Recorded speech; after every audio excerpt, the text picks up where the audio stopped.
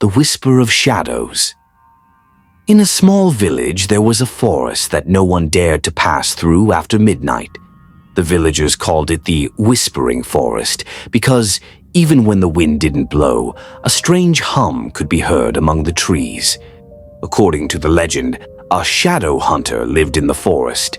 This creature only followed those who ran from fear and stole their shadows. One night, a young and brave man named Dursin decided to prove himself to his friends by entering the forest. With a lantern in his hand, he walked through the dark trees. At first, everything was silent, but after a while, he heard a strange sound, as if someone was whispering his name. Dursin! Dursin! He looked around, but there was no one, only his own shadow stretched out on the ground. But then he noticed something. His shadow was moving, even though he remained still. He took a step, and his shadow stayed one step behind.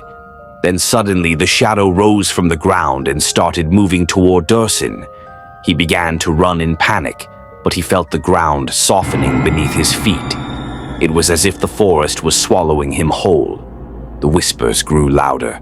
"Run, Dursin. You can't escape." Dursin ran out of breath. As he neared the edge of the forest, his shadow fell to the ground and stopped. But there was a problem. The shadow no longer belonged to Dursin.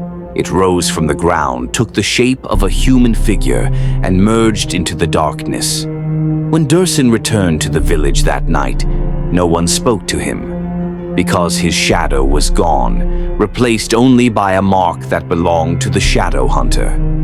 Everyone in the village understood what had happened. Whoever entered the forest would never come back the same. The next morning, Dursin was gone. No one ever saw him again. But the villagers would say that on windless nights they would hear a new sound rising from the forest. Run! But now it's too late.